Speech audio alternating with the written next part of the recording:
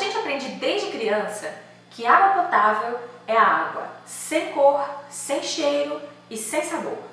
Só que essas características somente não garantem a boa qualidade da água. E é isso que nós vamos ver na aula de hoje.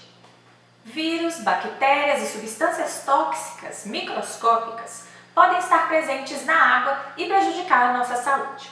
Por isso, além de não ter cor, sabor e cheiro, a água própria para consumo humano deve obedecer a alguns padrões de potabilidade determinados pelo Ministério da Saúde. O padrão microbiológico, que é o tema dessa videoaula, é a ausência de coliformes totais e E. coli em 100 ml de água.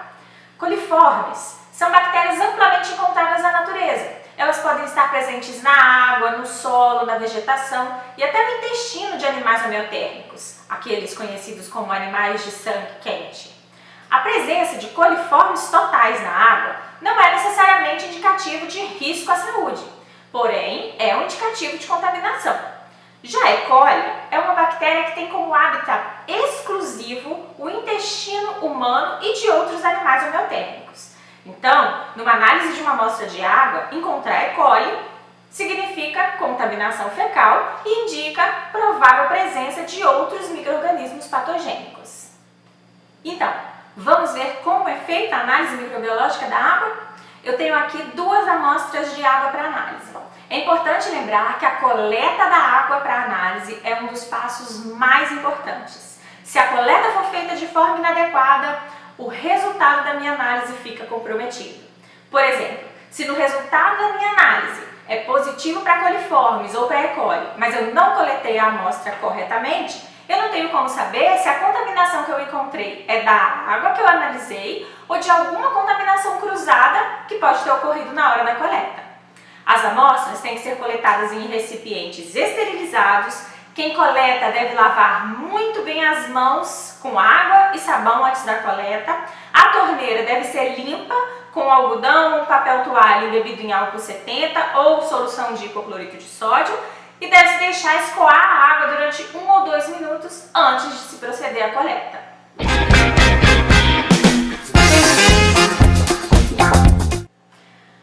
A análise da presença de coliformes e E. coli em uma amostra de água pode ser feita por vários métodos. A técnica clássica mais tradicional é o método dos tubos múltiplos, mas a análise pode ser feita também por métodos mais rápidos. Um teste rápido bastante utilizado é o Colilert. Esses testes são probabilísticos, ou seja, eles não dizem exatamente a quantidade de bactérias presentes na amostra, mas dão uma estimativa com base em tabelas estatísticas. O método dos tubos múltiplos é dividido em 2 testes. Primeiro, um teste presuntivo.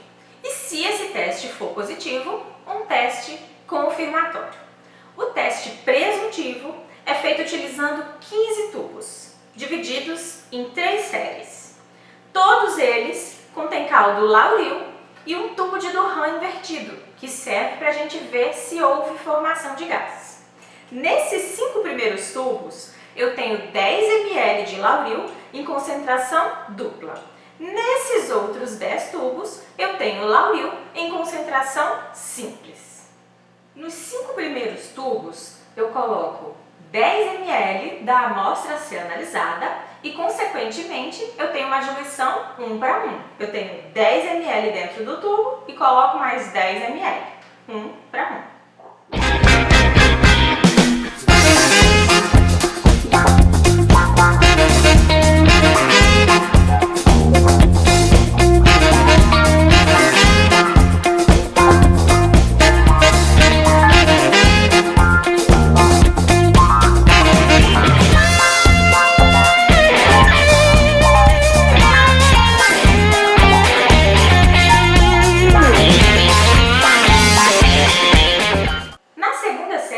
Nos próximos 5 tubos, eu adiciono 1 ml da minha amostra aos 10 ml de Lauril e tenho a diluição 1 para 10. É muito importante identificar as diluições que estão sendo feitas.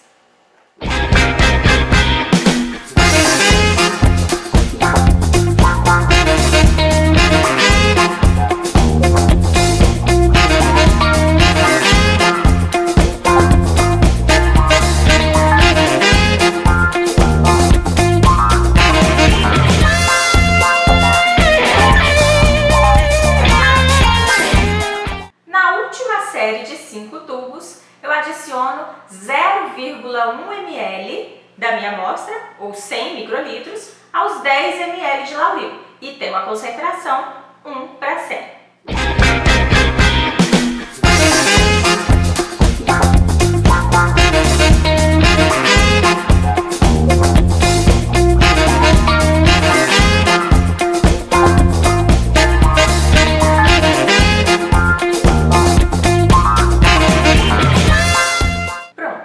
Agora a gente vai incubar todos os tubos em estufa a 35 graus durante 24 a 48 horas. A leitura do resultado do teste presuntivo é simples. Se não houver formação de gás dentro do tubo de Durham, isso significa que o resultado é negativo e o teste termina nessa fase.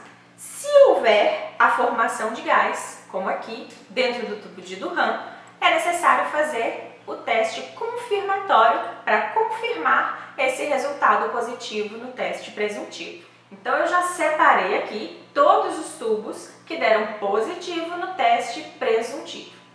O teste confirmatório é dividido em dois: teste confirmatório para coliformes totais e teste confirmatório para coliformes termotolerantes. No teste confirmatório para coliformes totais, eu vou pegar uma alçada de cada amostra positiva no caldo Lauril e transferir para um tubo contendo caldo Bile verde brilhante. Esse processo se chama repicagem. No teste confirmatório para coliformes termotolerantes, eu vou pegar uma alçada de todas as amostras positivas no caldo Lauril e transferir para um tubo contendo caldo SC. No teste presuntivo, 3 tubos da diluição 1:1 deram positivos e 2 tubos da diluição 1:10. Nenhum tubo da diluição 1:100. Então eu preciso de 5 tubos de caldo VB e 5 tubos de caldo SC. Todos eles também já foram identificados. 3 com 1:1 e 2 com 1:10.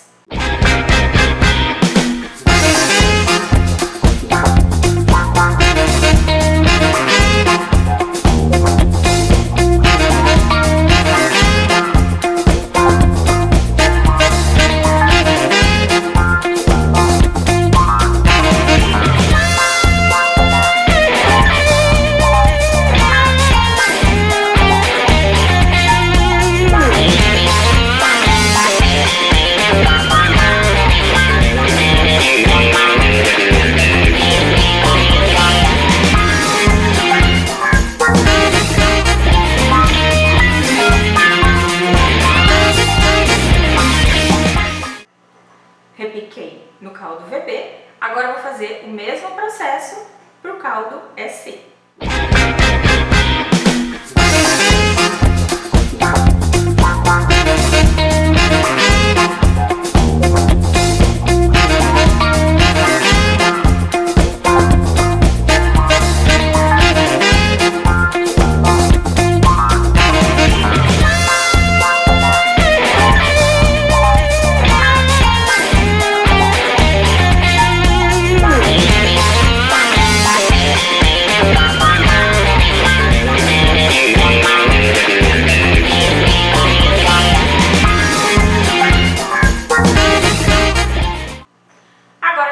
Vai incubar esses tubos por 24 a 48 horas.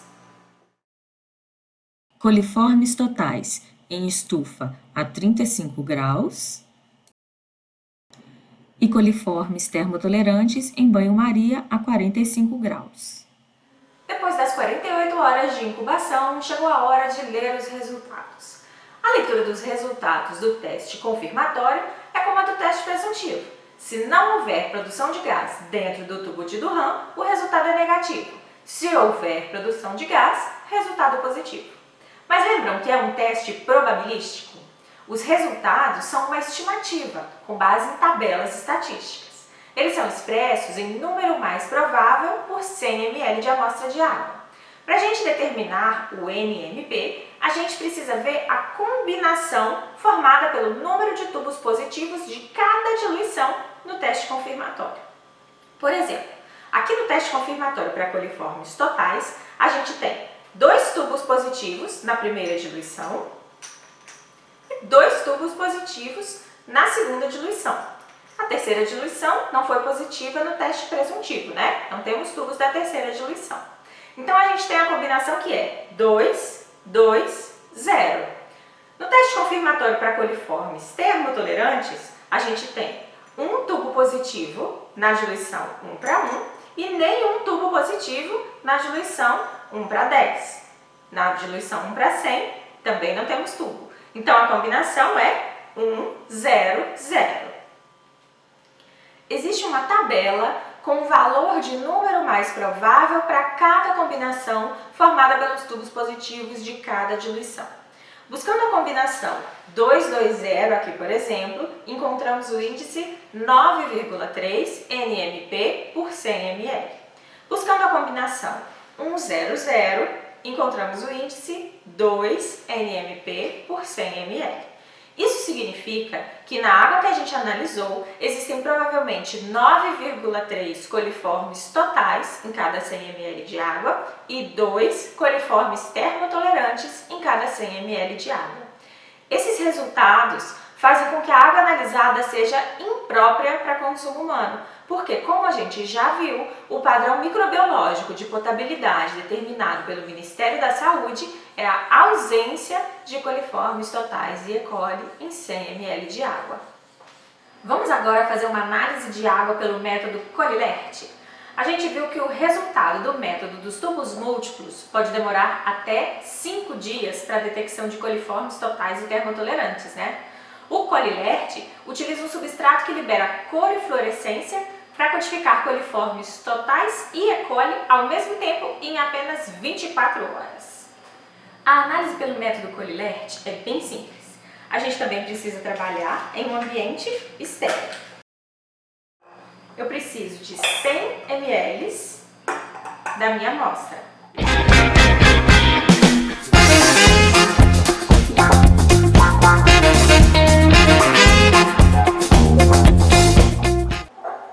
Adiciono o substrato e misturo bem. Agora é só despejar todo esse conteúdo dentro dessa cartela. Aqui tem as cavidades grandes e pequenas e é vendida junto com o substrato.